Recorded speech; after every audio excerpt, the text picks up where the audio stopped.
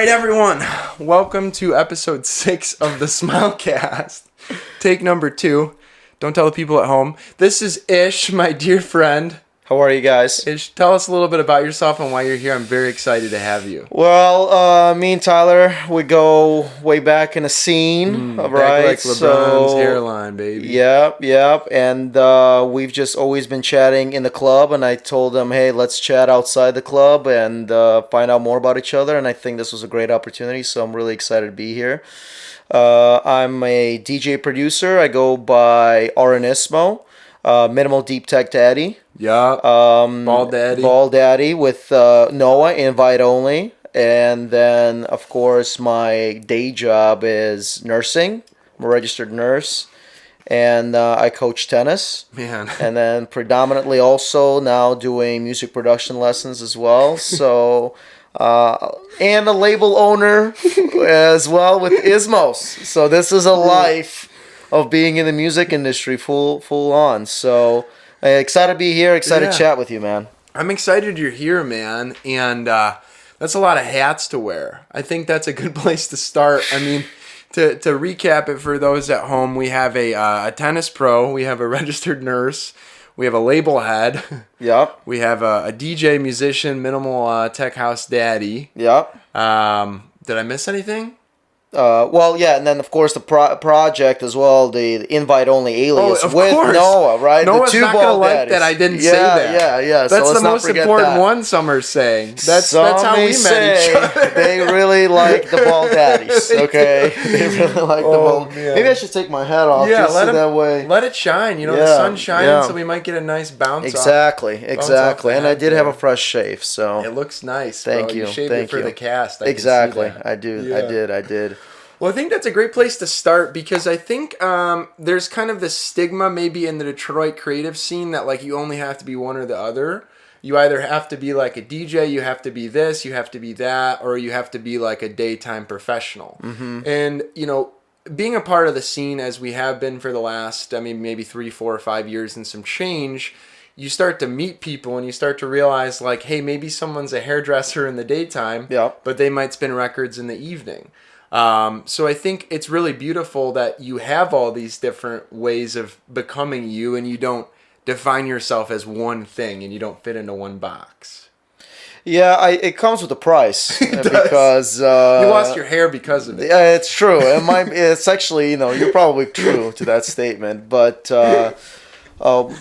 it's interesting when, to look back when I was just a fan. I'm talking about a hardcore fan. I'm looking at these performers and people. I kind of never thought that they're just doing music, Yeah. I mean, certainly some do, but I always kind of thought that there might be doing something on the side. But I think you're right. I think there is an opportunity for those who want to tap into the creative side. There's definitely an open space to, hey, you can have a day job at Wells Fargo, and then you can have an alias that's, like a hard worker by the day and then DJ by the night. So there's definitely an opportunity if someone's thinking about pursuing that. But like we've talked about, I think, especially in this day of age, it's never been so frustratingly difficult to have everything figured out. Right. I think there's the societal pressure of success, and I mean, I'll be honest. I mean, that's always like a balancing act between success and then being true to oneself, right? Wow. That's just one thought, and you're talking about nursing. Saving lives, right? Coaching tennis, completely different ball game. No pun intended. You're saving their tennis game. Yeah, and it's kind of funny because I had a conversation, I think with Noah actually, and I was like, man, we meet a lot of different people that come from different parts of life, and they're in their own world, in their own pockets, in their own industries. Like you are a banker. Right. Isn't that funny? And so your world and your quote unquote politics that you have to go through are completely different than mine. Right. Which is unique perspective on its own, because sometimes I'm just like, oh, even though I'm doing all of these things, I don't know what your life is like, your own balancing act of things. So I guess to connect the thoughts together, because we can go on a huge tangents the entire podcast with. It's like going to be a Quentin Tarantino movie. Just how do we get here? Is that you always have to pay a price. I think honestly, and I'm being truthfully honest. This is the first time I'm telling anybody. I've never felt so like I'm as close as burning out as I've ever been recently. And I'm trying to figure out like healthy habits. Like last month, I did fully sober, no weed, no alcohol. Got rid of nicotine because I got into the habit of doing chewing and Zins. Yep. And that was an experience and a half. But then it's like, once I got out, I still felt quite, like, not recharged, you know? So Even after that? Even after that. And I'm talking about, like, truly 100% sober. Like, no, nothing. I mean, caffeine, of course. Yeah. You're human. yeah. But I don't know, man. I don't know if you have any thoughts on that, just because it's kind of like, I've been thinking I remember because you started doing cold plunges. I'm like, maybe I need to get into that. But I'm like, I'm working out, I'm eating right. But then there's always this notion where I'm failing to recognize that I need rest, but also I don't know what rest feels like for me. True rest. Because for some it might be just sleeping in. You know, I'm pretty good with my sleep. I still don't feel refreshed or excited. I feel like my life has been just tasks on tasks on tasks.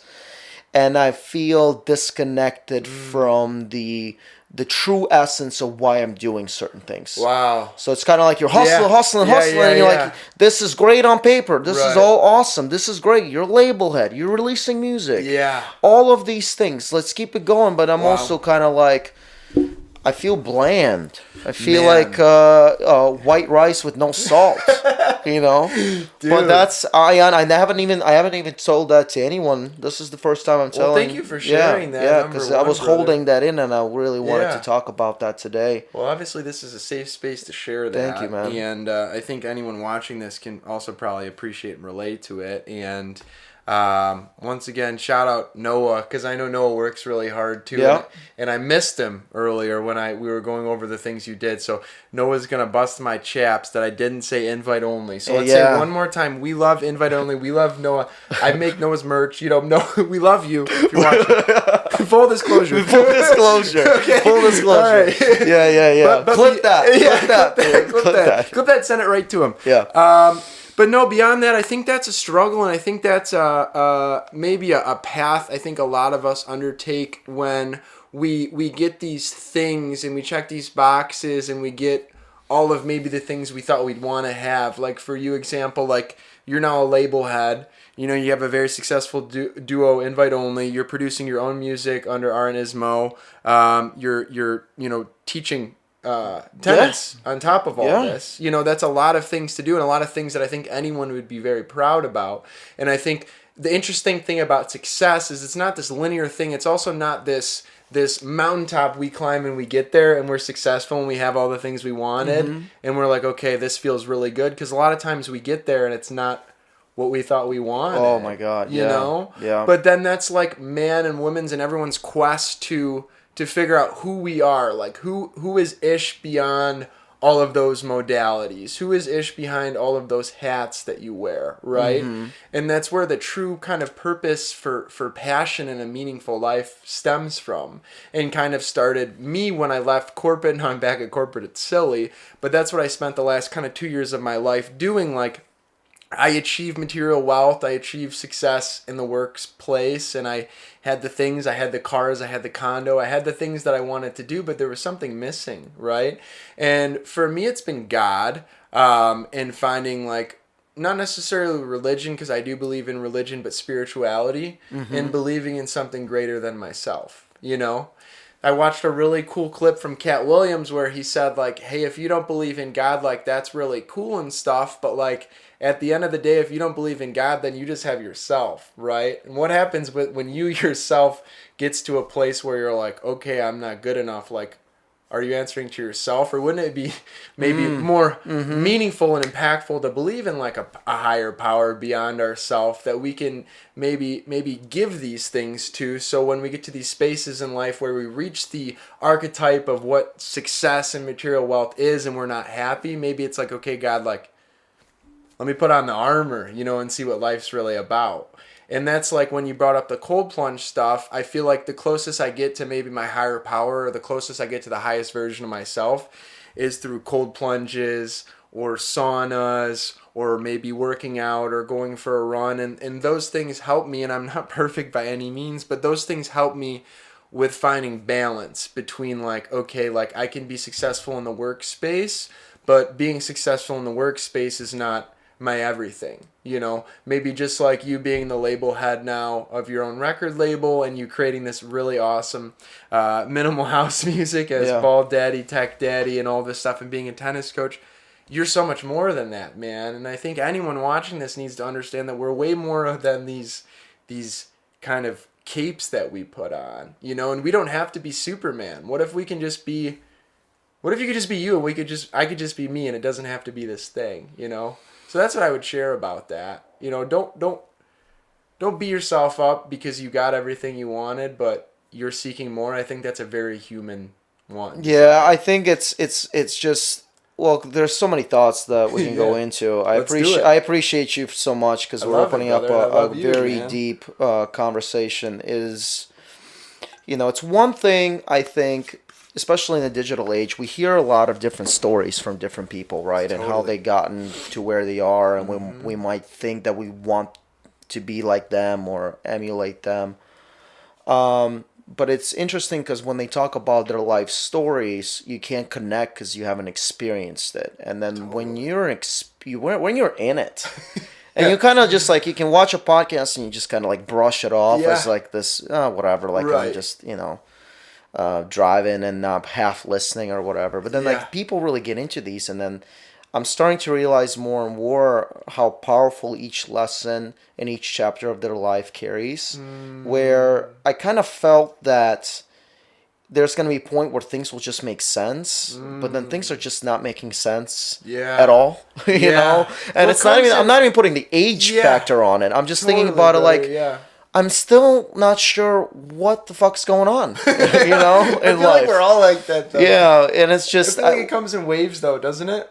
Yeah, but like I'm still kind of like always like kind of like skeptical about, and I wouldn't say that because some people might infer that as a lack of confidence, but I'm also just looking at it in such an open, unique way, because even when I come across with someone that, like right now, this conversation, I'm going with this conversation very open-minded. Awesome. Very open-minded. Yeah. So I don't know what we're going to talk about. Are you going to change my mind, or am I going to change your mind, or is this going to be like whatever this is? Yeah. But I think there's just this notion in which I think, for me at least, it's letting go of expectations of how things should be. Totally. Wow. Like they should be like this. Yeah. Versus kind of like admitting to God or the higher power that he or whatever has your best intentions. Like I believe like my God is universe. Yeah. I call it universe. That. Yep. We are all came from the stars. Mm-hmm. And we are the ether that's representing quote unquote life. Yes. So it's really I mean, I'm more towards the karmic representation of, you're going to relive your life, and you're going to relive your karmic cycle and lessons. That's what I believe at. When I say that loosely, because I'm also not like definitive, like this is how it is. I also listen to, I'm very open-minded about religions and spirituality and stuff. So, but I think, like you said, it's all about the higher power. I think everyone goes through that where... when things get really tough, even I mean, I don't know, but I also think when atheists are really down, I mean, they're probably talking about like, what the hell's going on? You're talking to something, and that something is admission to that there's something beyond your higher self. Yep. Therefore, you are submitting to the power that's surrounding you in this moment. So wow, that's powerful, man. yeah, I mean, I'm not sure where I was going with that I thought, love it, though. but it's just the admission of the fact that I don't know, and I feel like I will never know. But that's where the beauty lies. Wow. I don't know. Yeah, no, I think, I love that. Maybe I'm just a lunatic. No, dude. I'm a lunatic too. But you said something really important. I think like we all have this desire, I think, to know and understand life and maybe understand the deeper meaning of why we're here in our human existence and why we're incarnated into this little puzzle that we live in. But beyond that, I've learned that my understanding and these like whatever like conversations with God that I have, or like this divine knowing or maybe understanding that there's more going on here, is never just like this big. I mean, sure, you get the aha moments here and there where you're like, oh, okay, everything makes sense. But beyond that, to me, it's going to the grocery store and having the girl at the checkout counter like smile at you and say like, hey, I hope you have a really good day.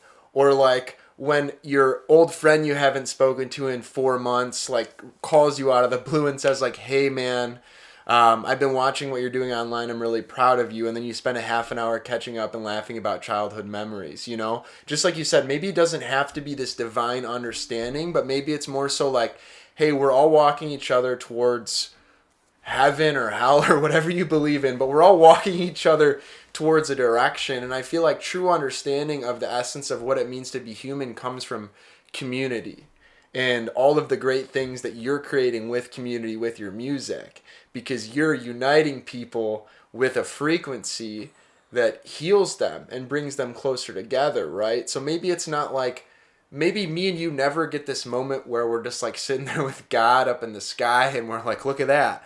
But maybe it doesn't have to be that. Maybe it's just like getting loose on the dance floor, you know? Mm-hmm. Or maybe you teach someone in tennis and they have like the best tennis game of their life and they like break a record or something. And maybe they don't, but maybe it's just about the lessons that you shared with them during that tennis lesson and they don't even have to win a championship because they're just grateful for that experience. That's what I believe. I don't think it has to be this big aha, you know?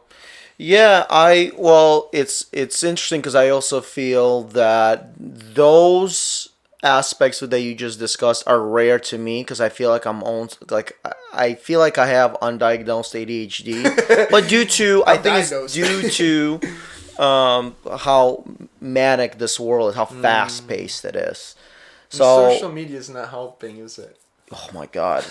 Well, that's what I want to actually talk to you about because yesterday I was like, you know, after my next release on my label, which is coming out March 28th, Accentuate March with 28th. Color Love, Friday of Miami Music Week. Tap in.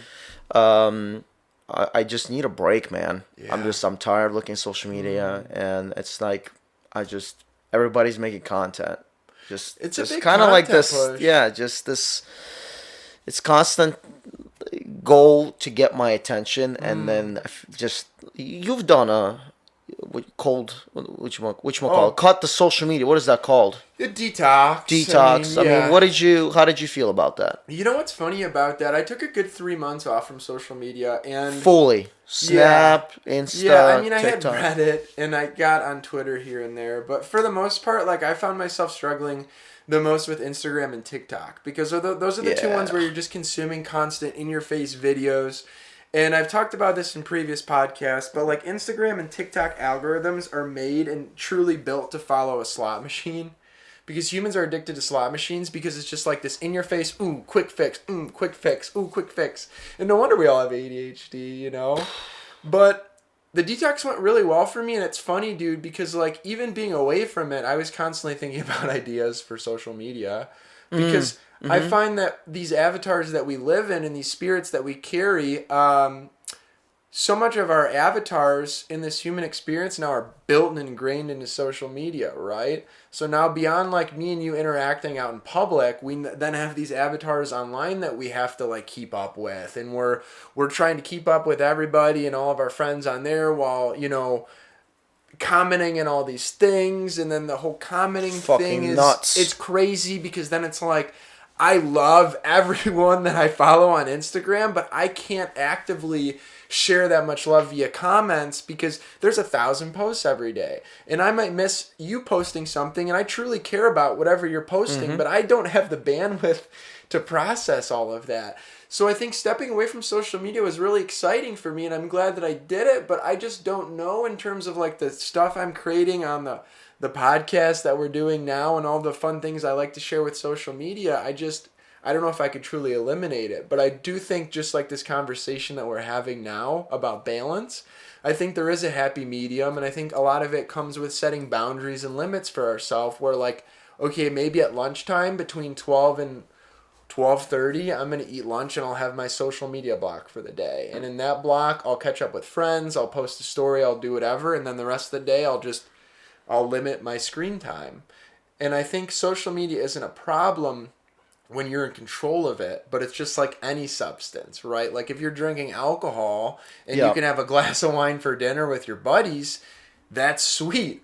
But if you're going to dinner with your buddies and you can't stop after one glass and you drink 3 glasses or 3 bottles of wine and then you're dancing on a table and then you drive your car home drunk, that's not sustainable. Just like if you're scrolling on Instagram for 6 hours a day, you're not using social media is using you, you know? Well, I'm telling. I feel for me, it's very addicting. Yeah, right? it is. It's very addicting. I feel like whoever's in control of it, just amping it up because I truly feel more addicted day to day. That's where I'm like, I feel like my dopamine is just fried. Yeah, and do a dopamine detox, brother. That's full, like just in a forest, just me. No sound, you right? can do that. I mean, we're doing silence. We haven't announced it, but me and my buddy Brandon, who is on the podcast. Oh, there you go, guys. Yeah, and my other buddy Dan, who runs Expedition Detroit. We're gonna do a men's outing this summer for 4 days. And Bro, we're gonna sign me up, dude. Dude, definitely. I would love to have you there. And steaks. Yeah, and steaks. And steaks. You know, we're going to have some steaks, but we're going to be off socials, and we're going to be cold plunging, we're going to be hiking. Perfect. We're going to be sauna-ing, if that's even a word, yoga, breathwork, meditation, just really like getting back to the root of humanity, man. Sign me up, man. That's what you I'm need. going to be the first. That's what I need. I mean, it's interesting because I really thought that it was nicotine, which actually, let's talk about that nicotine. Yeah, right? Because I was smoking a cigarette when you got here. Yeah, some people don't know I smoke cigarettes. And I kind of want to keep that between me and you. I want to talk to you about that because nicotine really is becoming more prevalent, and I'm not talking about just smoking. I'm talking about nicotine specifically. Yeah. With pouches and Zens, and it's becoming its whole thing that I feel like we might not even know where this is going. You know, because I think the pouches are just everybody's doing pouches. Yeah. But I really noticed, like, and I talked to Noah about it. I'm like, look, why am I chewing right now? It makes no sense. It was just one of those things where before it feels good though. It does, but then I feel like there's a fallacy about like there is like I watched Huberman, you know, Huberman Lab talks about nicotine and talks about being a neurotropic, right? Exactly. He's a big fan of it. So exactly. But then I'm also like every time in the back of my head, and I guess maybe this is just my association, but I would love to hear people's opinions in the comments where my dopamine just got shut. Like it was just this thing where you're trying to catch this high, so then you're chewing gum, then you get irritable. Like why am I really irritable? Is the question. Yeah. You know, so it's like when I did a cold turkey detox from nicotine, it was hard, right? 4 days of just being weird. Like I would do like steaks, working out, sauna, and I'm telling you right now, it's better now. Yeah. But I felt the most bland, like I didn't do nothing. Right. There was no emotion about me hitting my PRs or sweating it out. Yeah. Absolutely nothing. And I was like, this is the most weirdest experience I've ever felt because these things were quote unquote pleasurable. Yeah. And I would say like if I was at 0 last month, I'll probably like still like about like 20, 25. Wow. I'm still very like baseline, 25% towards baseline, you'd say? Yeah, like 100% I'm like, oh, like I work out, I feel great. Like I'm talking about, ooh. Yeah. Like I think that at times, but it's also like how your dopamine is trained. So cold plunge, maybe you got to teach me. Like I fucking shut and I'm just shifting, you know, just fucking Jesus Christ. It's you know? hard, and I can't be like, fuck this. Like, So it's kind of, and I've done cold plunges before in which I would just like very hot sauna, like hot. It's hot outside, very hot. Then I would go easier in a cold plunge. But like when I see people do it in the winter, I'm like, damn, this is very impressive. Yeah. Very impressive. I mean, like just getting out there in the cold plunge in the winter where it's like it's already cold. I'll just fucking stand there for 30 seconds. No, I'm gonna get in the tub. So that's very, and it's like ice and you break it. I mean, I want to get to that level, hardcore, but that's very like to me that's one of those like maybe a weakness, maybe something that I really haven't tapped into. Yeah. But the dopamine and maybe again I don't know what I'm talking about. No, you do. But like I play tennis all my life, therefore it's easier for me to get dopamine from that activity because I know it. Yeah. So it's like I've done tennis for over 20 years, right. and let's say if I'm playing with someone who's like a trained athlete and we're getting after it, that's when I know I'm locked in. I get in the flow, right? Sure. Where I'm not thinking because I can't think because the activity is so intense. Yeah. And then once I get out of it, I'm like, oh shit, that was a mental break. That was a break that I needed to reset my dopamine. That is the only thing that I would say that came to the closest thing in which I felt like, ooh, today's going to be a good day. Me having that experience where it's competitive, athletic, like I'm running around. I mean, it's just high intensity interval training, pretty much tennis. Well, it's like your spark. That's my spark. But like when I lift weights, I mean, I'm trying to gain weight right now because I've always been a little bit on the lighter side. Maybe Noah can help us. Yeah. He's been helping. He's been tremendously helpful in the process. But it's kind of like one of those things now my body's also learning to enjoy the activities that were not as I was consistent for the first better half of my life, from 75%. Yeah. Like just lifting weights. You ain't running. Yep. You ain't doing nothing. No, you're just hitting the squats, hitting the bicep curls. So it's different, you know? Totally, man. I think a lot of what you're saying is, well, these are all learned behaviors, right? And you talked about tennis being your spark, and you talked about also, like, the flow space. And I think I feel closest to whatever my highest purpose is whenever I'm in a flow space, right? And for whatever reason, I think nicotine makes it feel easier to tap into a flow space. I don't know what it is. I think it may be just because it's a central nervous system stimulant, and it makes our dopamine go haywire. But even like when I'm at work, dude, I'll just go out and smoke a cigarette. But to your point, I've quit nicotine literally like 10 times. And every time I quit, it never gets easier. And I always go back to it for whatever reason. And I think it's because it like helps regulate my mood. I mean, the dopamine thing's big. I think like there might be a happy medium where nicotine makes sense as a neurotrophic. But I also think as a society, we've never been this addicted to nicotine. I don't think. I mean, vaping as well, ever, right? I think honestly though, in the roaring 20s and the 30s and maybe the 40s, like my grandpa Jack, bless his heart, who I know is probably watching this from heaven, he started smoking when he was 12 and he quit when he was like 50 or something, and then he never smoked again, you know, and he never had health problems. Same thing with my papa. He started when he was 12. These are like World War II vets too, so you know they're smoking like crazy. But I think in like the 20s and 30s, people were chain smoking cigarettes, and then we kind of got off that wave. And I think what happened that's really scary for us now is the vapes, dude. Yeah. It's never been so readily accessible, and we've never started at such a young age with, I don't think, any addiction. You know, kids are like 12 years old now. Well, I just said my grandpa was 12 when he started smoking. But kids are 12 vaping, and the nicotine content for vapes is much higher than cigarettes, you know? So to your point, I do think there might be a healthy medium with nicotine, but I'd love to get to a space, just like you mentioned, where maybe we don't need nicotine, and maybe like we can get how you feel out of tennis with like other things, you know? So you're saying nicotine gives you a better opportunity to get into the flow state, but then do you notice the drop after the fact? That's the problem.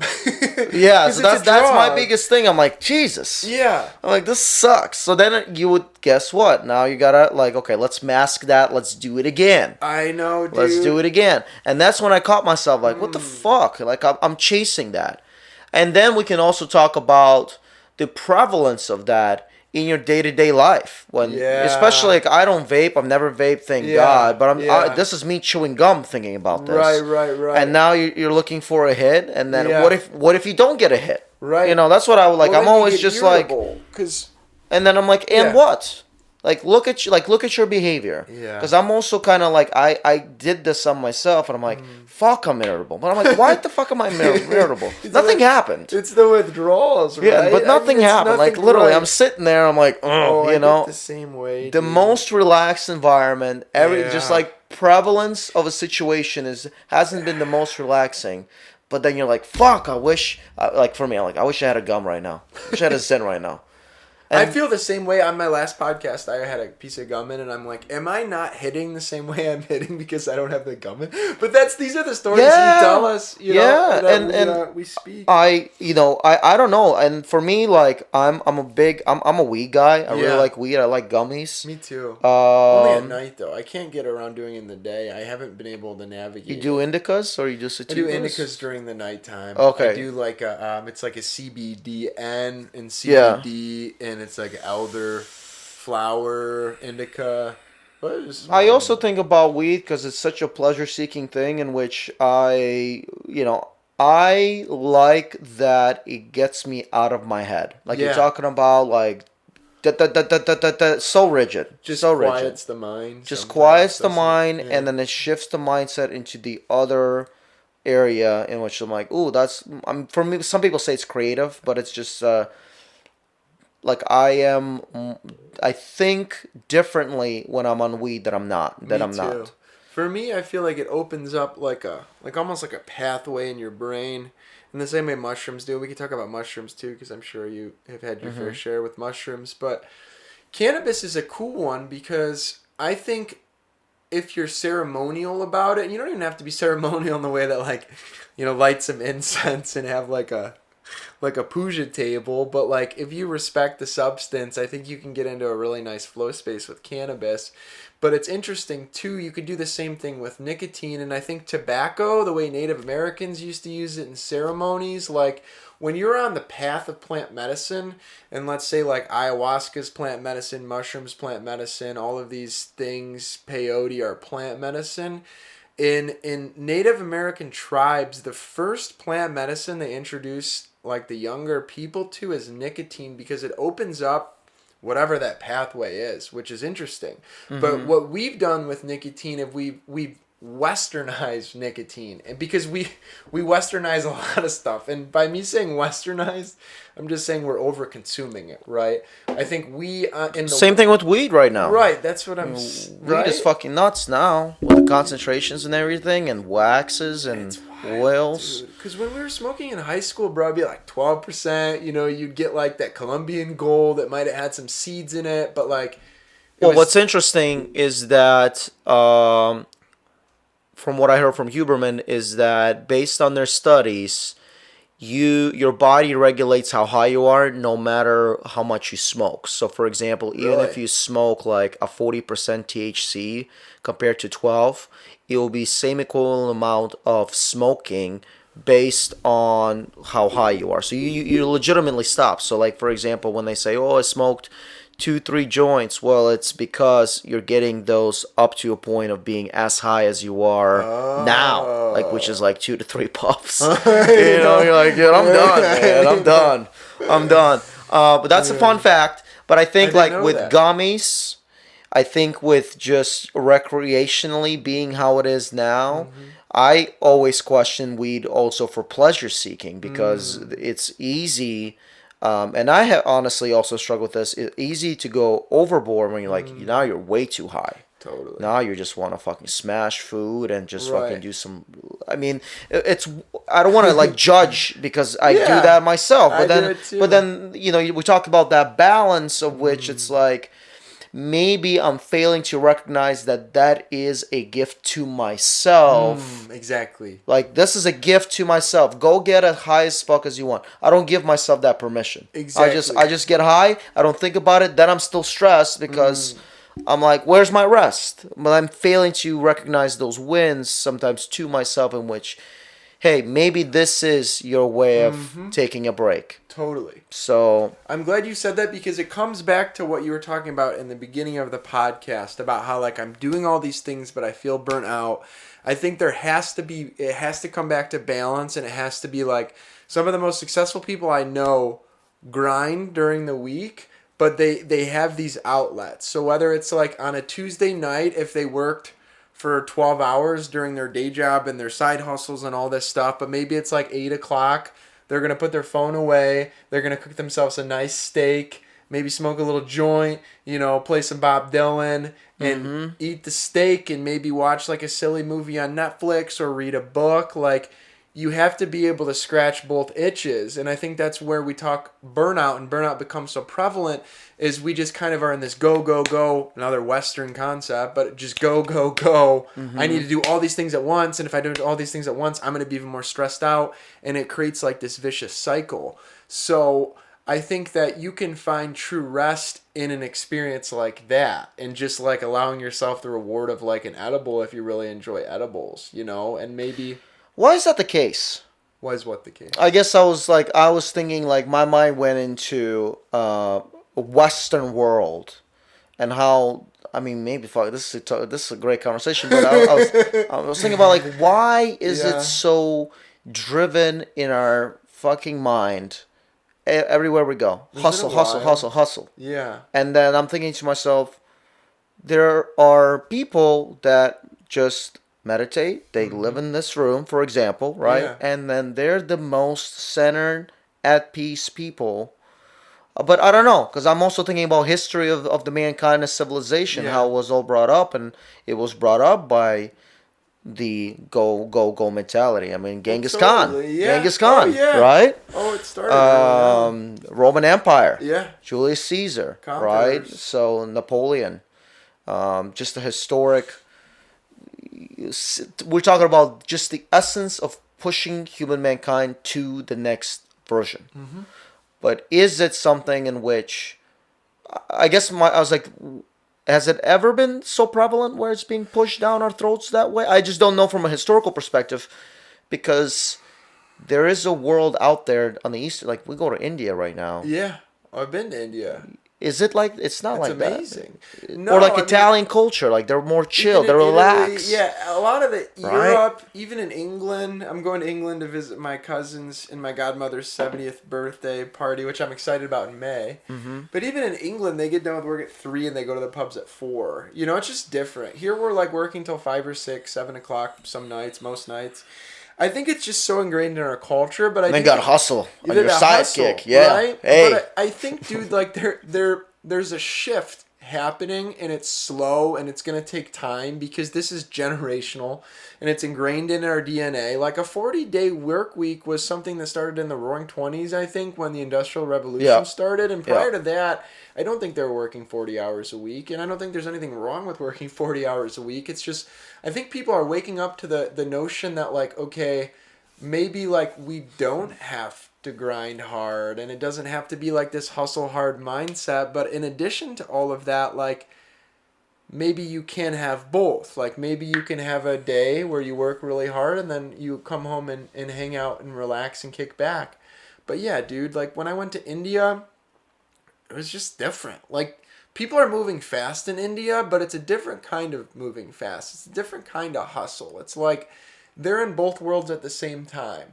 And to kind of bring this all together, I've seen both sides of it, because I was very material, and then I rejected materialism, and now I'm back like, okay, like, can I be a hippie mortgage banker? Right? Can I honor like both sides of myself? Can I honor the side of myself that like wants to live in a shack in Costa Rica and just be a bartender and surf every day? While I can also honor the guy that like, hey, wants to build wealth for my family so that we can travel and do nice things, and so that my grandkids don't have to worry about bills, Yeah. And I think there can be a way you can have both, but it's just like this balance beam we keep coming back to. Fucking, that's why you're fucking crazy, dude. It's like, it's just these thoughts that are constantly ping-ponging. And I agree, like, I'm genuinely, I feel like, closer to being a workaholic than not. Yeah. So, because I'm constantly thinking about doing things. I'm constantly thinking about posting on social media. Yeah. If I'm not doing music or whatever, my day off, I'm thinking like, well, I probably shouldn't be sitting around. Probably should be doing something. Okay, what is there to do? Yeah. And then it's more difficult to, because it now becomes a habitual pattern behavior in which you're constantly go, go, go, and then when you're not, then you get anxious. Yeah. Oh, so and again, I think it's something that I mean, I don't have a balance on this right now, quite frankly. But having this conversation with you is just sure is helping a little bit. Well, you just said something really beautiful, Ish. And maybe it didn't sound beautiful when you said it or feel beautiful when you said it, but you said I'm a beautiful man regardless. you are so handsome, bro, and I'm so glad you're here. But you said something really important. You said when I stop, I get anxious. Mm-hmm. And is that just not the nature of our experience right now in the United States of America? Like when we jump off the hamster wheel, it's like, what do I do with my hands? Yeah, no, absolutely. Because then you're just sitting with yourself and your own thoughts. And it's really hard to think now-ish because our thoughts have been replaced with social media scrolling or podcasts or work anything. Or YouTube, whatever. Turn something on, smoking music. a cigarette. Yeah. Even that. Yeah. Or putting a Zyn in, or smoking weed. But I think when you talk about rest, because there's a difference between going to sleep and getting 8 hours of sleep or getting rest. Like true restorative sleep. Like we've all had times where we've slept for like 12 hours because we were so burnt, and the next day we're still tired. It's because we're not getting good rest, right? And a lot That's how I feel right now. Right, yeah. dude. And a lot of it is because we're scrolling till the second we close our eyes and decide it's time to go to bed, right? But what's helped me personally, and I'm trying to get better at it. It's hard because it is a balance beam, just like everything we're talking about. But like, hey, if my bedtime is like 10:30, maybe I owe it to myself by 10 o'clock to turn the screens off, turn my projector off downstairs, turn my phone off, turn my work computer off, put my phone in a different room, and spend a half an hour reading or doing breath work or meditating or even just staring at the insides of my eyelids. Because I realize the more that I do that, the more it's like, okay, that's when I can really spend time with God. That's when I can really spend time with my highest self. Because I think when we're constantly doing all these things, we're cutting off that connection with our higher power. And no wonder we're like in constant disarray and anxiety because we do have the universe, which you believe in and I believe in too, this all-encompassing, maybe greater understanding that's responsible for all of this, saying like, hey, I love you, you're loved, your soul is pure, you're everything you need to be. But we have a hard time feeling like that because we're constantly scrolling or working or doing all these things. Like, we're so much more than that. Well, unable to be aware of the situation at hand in which you can sit there and be present with yourself in the moment that's being given to you. Exactly. Which, I highly recommend Power of Now by Eckhart Tolle. Eckhart Tolle. That's a great book. Yeah, it's an awesome book. That's one of my favorites.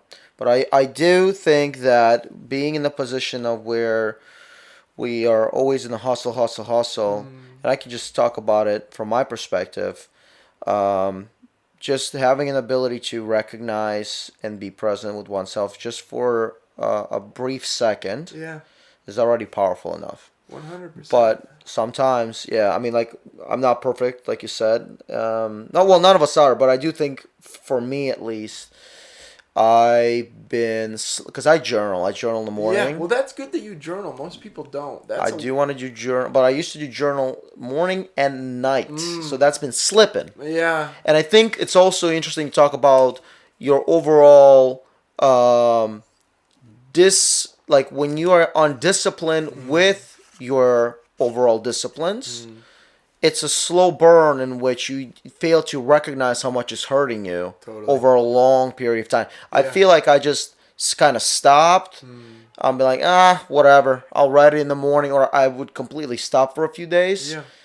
Before, I used to be stressed that I'm not doing it. But now it's gotten to a point where I feel there's a lack of situation in which I'm like, hey, like you said, like if it's 10:30, I'm dedicating to me. Right. Put your phone away. Yep. Let's write some things down. And it doesn't need to be long, but I stopped, and it's like I'm realizing that I should be doing that. Yeah. I should be giving myself that opportunity to say, hey, this is important to me and my mental health. Yeah. To keep the momentum of what I do day to day going. I love that. Yeah. I really do. Because honestly, it comes back to presence, right? Because the whole premise of The Power of the Now, or Power of Now by Eckhart Tolle, which you mentioned, and even that blurb you just shared now, is journaling. You're kind of forcing yourself to be present. Mm-hmm. You can't journal and not be present because it's just like tennis. Like, you're involved in that experience. Yep. Just probably like when you make music, you feel like present because you're in a state of flow and you're allowing yourself to be engaged with what you're doing, right? I'm sure you've heard the quote that if you're depressed, it's because you're living in the past. If you're anxious, it's because you're living in the future. True peace is found in the present moment because that's truly all we have. Any moment we've ever had, including the moment here right now on this podcast, is now. It's never not now. So tough to recognize sometimes. Isn't it though? It's so tough to recognize, man. It's like great to talk about I it, know. but I'm just like sometimes concept checks out. But, yeah. You're just running around in your head constantly. Yeah. You want to talk about mushrooms? All right. So you want to talk about mushrooms? Mushrooms. Yeah. Let's talk about mushrooms a bit because I feel like mushrooms are the new cannabis in the space. Ooh. Especially in Michigan in terms of legalization. They're fully legal in Ann Arbor now and a few other cities and counties. Detroit, they're decriminalized. I'm pretty sure there's... So I can buy mushrooms in Ann Arbor, like, in a store? Yeah, they have mushroom dispensaries in the same way they have weed dispensaries. Wow. So that's how far it's coming. It's funny I always think about the laws, so it's like... I'm like right in the street of Ann Arbor, and it's about to end, and I'll be like hopping into the other street. Ooh, it's illegal! It's legal now. Isn't that wild though? It's just, especially specifically in the city, right? So what's the Michigan right now? Where is it at? I think it's decriminalized on a state level as well, but don't fact check me on that. All right. And I like mushrooms. Progress. I like mushrooms a lot too. Microdosing is good. I microdose maybe about 3-4 times a week, and I do a really small amount, 0.05, just a tiny little amount. Okay. I get these capsules from one of my friends that's actually a doctor. I believe he's a doctor. He's definitely a mushroom doctor, I'll tell you that much. But he's formulated a really nice mix between psilocybin, which is the active psychoactive chemical, but it's 0.05 psilocybin, so you're not hallucinating. You know how micros work. And then it has lion's mane, it has cordyceps, it has niacin, and also has papaya extract. So whatever that is in there, they bind really well. And I find, like, dude, I used to be a big Adderall guy. Like, I used to just take a lot of Adderall. You got to send me that guy's stuff. Yeah, for sure. I want to see that. Yeah, because I've diagnosed ADHD, and what I found with these on and off microdoses is I literally feel like I'm taking Adderall, truthfully. I'm taking Adderall, but without the stimulant, like jitters and anxiety and no crash. So I just feel like constantly in a state of almost like, I wouldn't say flow, but flow. I feel very clear. Yeah, it's a balancing act for me where I enjoy microdosing, and I think it depends on, I tried different companies. Some companies are a little bit stronger, some companies are a little bit too light. Sure. I usually go about for 0.1, and I can go twice a day. Yeah. It's a balancing act in which I enjoy that feeling, but then sometimes I want to go a little bit more. But then if you go a little bit more, that's when you get a little bit more manic and a little bit more anxious, because you're like, it's not like you are seeing things. Right. You're just kind of like, oh, I just did 4 shots of espresso. Yeah. And I'm kind of like on the edge a little bit. Yeah, man. But microdosing, I think, and don't quote me, I think it improves your serotonin levels. Well, you know what's interesting, Ish? Actually, I read this book. I don't remember the name of it. I think it was called Quiet or Silent, maybe, or no. It was called Trip by this guy. I can't remember his name. I'll share it with you after this.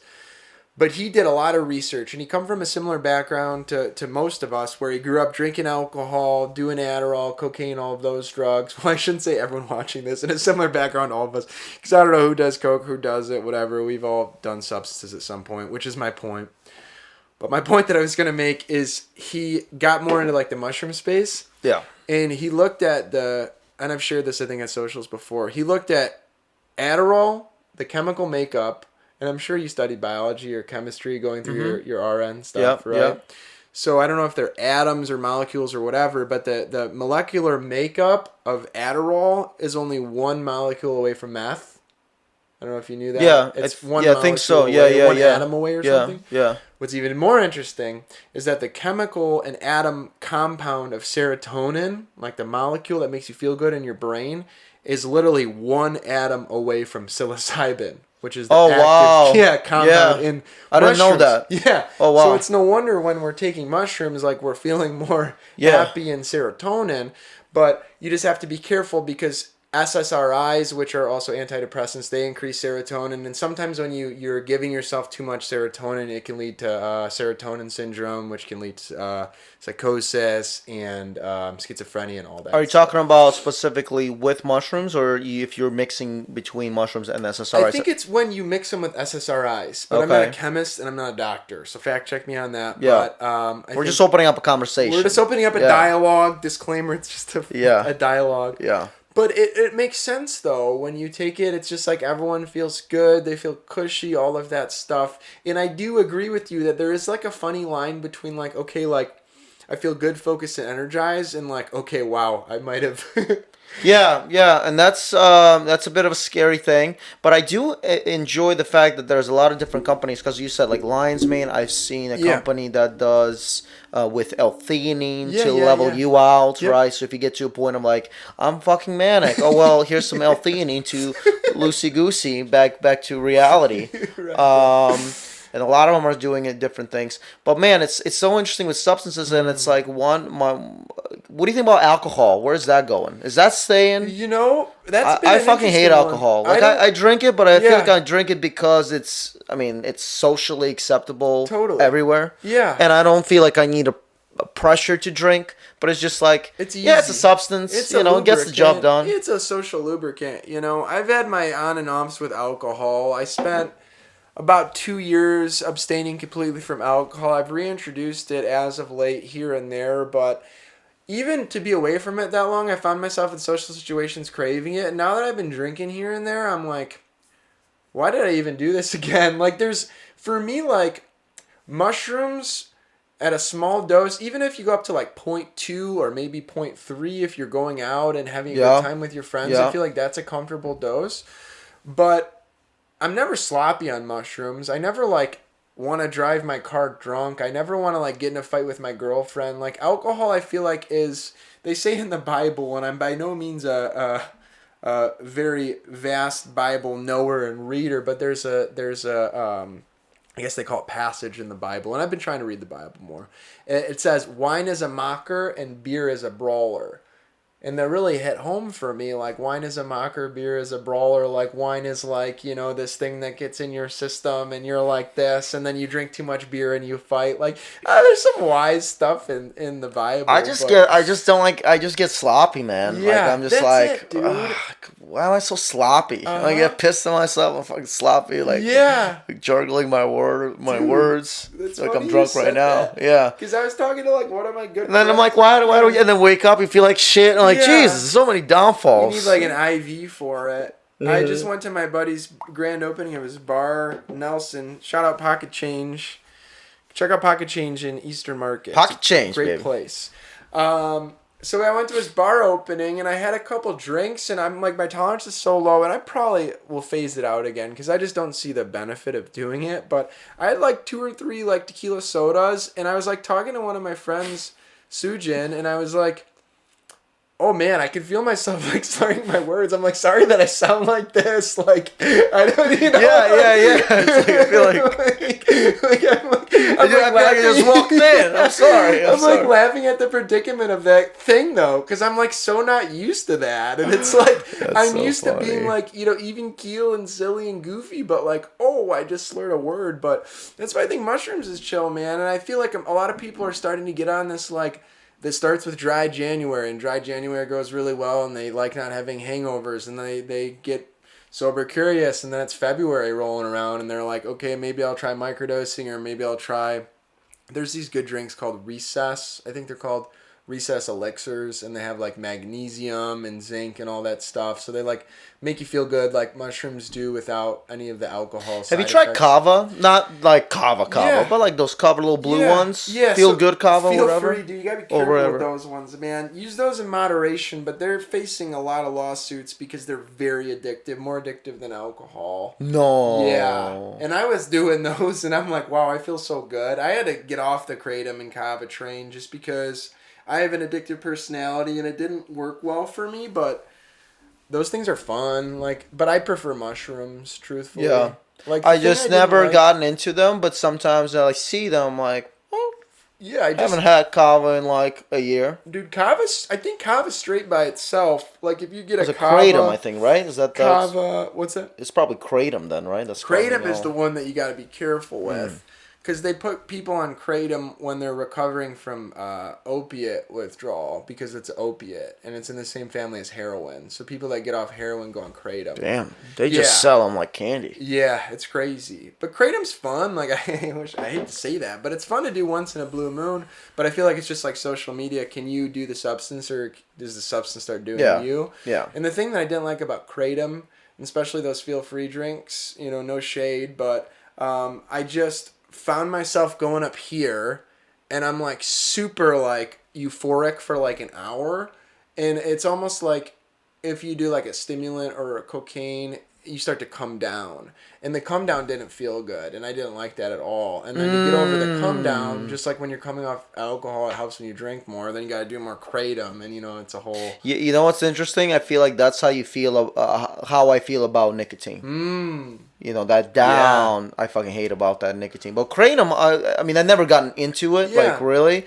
But when I drink it socially, I don't feel that come down. Because I'm already kind of calm as it is. Yeah. Maybe I'm just kind of waking my senses up. I like but then that, I'm just kind of like, hey, whatever. I feel like versus a spike. Totally, bro. A spike, like cocaine as well, and nicotine for me. It's a spike of where I was. Holy shit. And then I'm like, oh, fuck. Yeah. Yeah.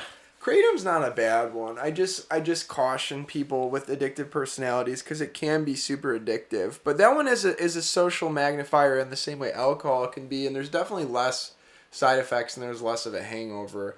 But when you talk about irritability, dude, like I would go 2 or 3 days where I'd be doing kratom, and then the 4th day I wouldn't do it. And I'm not talking about like sun up to sundown, like rolling out of bed and drinking kratom, but like, like 7 o'clock rolls around after a big busy day, and I'm just like playing Xbox, drinking kratom, Mm-hmm. And by like day 3 or 4, when I try to stop it, dude, I had that same.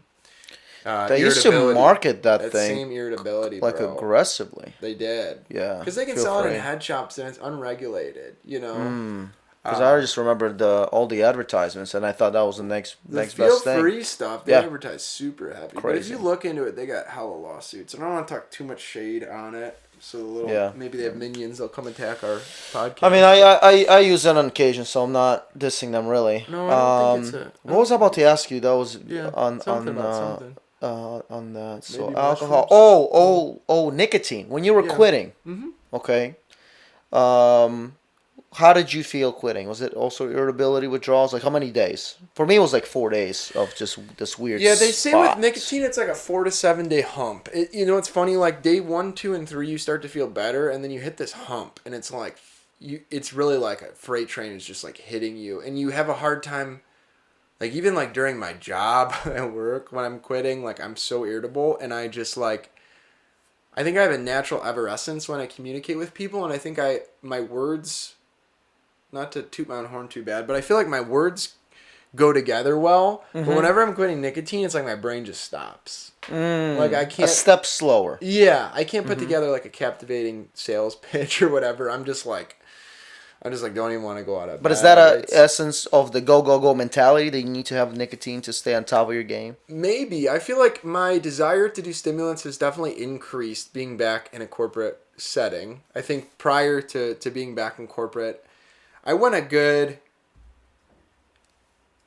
18 months without caffeine. I went like I went a good like 6 months, maybe 8 months with no nicotine. And when I got back into corporate, I started doing caffeine again and nicotine. I've since got off caffeine again. I don't find caffeine to be as hard for me. Maybe just because I have the micros, or maybe because I'm naturally an energetic person. But I definitely feel like there's something about like being in a production role where like stimulants is like a thing, whether it's coffee or Adderall or cocaine or nicotine. It's just it kind of, I don't know, it fits that environment. Yeah, yeah. I mean, that's the definition of go go go, right? Right. I think that's it's how like you had no issues quitting caffeine at all, like zero. No, see, for me, I was never. Actually, I shouldn't say that. When I was, it's funny. My journey with stimulants.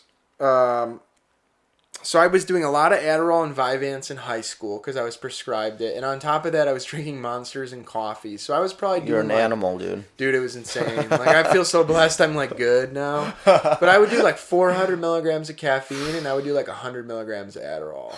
Like, and that would just be like a day. Fucking gorilla, dude. You know, like, It's a gorilla and now I dose, feel man. like if I did that, I would cease to exist. There's no way. My tolerance was just so high. But then like after I got out of high school, that's when I started looking into different things. And then like when I was back at Rocket, I was always like a big green tea guy. So I would do like 3 cups of green tea a day. And that's what I always recommend to people that are like looking to have caffeine, but like maybe aren't trying to like go through the ebbs and flows. I found that a really nice routine for me was like, okay, I would have 3 cups of green tea a day, which is the average cup of green tea's got like 40 milligrams of caffeine in it. Mm-hmm. So I would do a green tea in the morning, I'd do a green tea at lunch, and then I'd do a green tea mid-afternoon. And I found like to be stabilized throughout the day, and I didn't have like a come up and a come down. So it wasn't really hard for me to quit it because it wasn't like, I wasn't like, it didn't like hit my veins like other things. But you know, it's interesting also because I'm Russian, so in the Russian culture, tea is pretty prevalent. Yeah. So you're drinking tea right off. Oh, I bet. You know, you're born. Your mom's giving you tea as before she's giving you titty milk. It's right. So it's awesome. I feel like I'm just so accustomed to caffeine. Like a lot of the things I don't really even feel anymore. I feel anxious when it's like, okay, I'm crossing over 3-4 cups. Right. But I fucking don't see myself quitting. That's something that's just like part of the routine. Even like with tea, because I'm like, I gotta stop the tea. I'm like, I love hot beverage. It's like always been a cultural thing. Dude, I love tea. That's a big thing in India. You know, it was a big thing for me when I went to India, because I sat with a sadhu on a blanket, and he shared with me a lot of. So what is sadhu? A sadhu is just like a holy man. Okay. But the interesting thing about India, which is blow everyone's mind, is that the sadhus, the holy, the revered ones, if you will, are all homeless, and they wander around with blankets in these little pans, and people bow down to them, which is a complete flip from what we have here. It's like the exact opposite, which is so interesting. But they have so much wisdom. So I sat down with him. It was just a funny, quick little story. I was off caffeine at that time for like whatever, a year, and I sat down, and he just has this bowl out, and people come up and they touch his feet and stuff, and they like bow down to him, and they give him food and fruit and crazy chai tea and all this stuff. So I'm sitting with him literally in his shack on the banks of the Ganga River, and someone comes up with like this thing of chai, and I hadn't had caffeine in like a year. It was like my second day in India. And he put the chai in his pan, and he put it over the fire, and he poured 2 cups, and he gave me a cup. And I'm like, okay, like I can't. No. I can't just be like, all right, man, no caffeine for me, thanks. That was more of a spiritual experience for you, and then what mattered. So how does it feel when you're like, like drinking it? Yeah, it was cool. I mean, that whole experience. It wasn't like you're like, out. woo, Like, caffeinated. it was just, I don't know. It's like smoking a cigarette. I don't know. Like caffeine's a fun one. I see why people like it so much. I love it, but because I advocate for club owners and promoters to get caffeine, just coffee, in the clubs. I mean, that's all I need. Great. That's all I need. Well, that's awesome, man. Because a lot of people in the scene are sober too, and I think that's my drug. That's a lot my of people that are sober like caffeine, dude. Absolutely. I went to AA, 5-6 years ago when I was trying to get sober the first time. Actually, it was like 10 years ago, actually. Regardless of timelines. But you go to AA, bro, people are slugging coffee. Coffee and cigarettes. That's what everyone does when they get sober.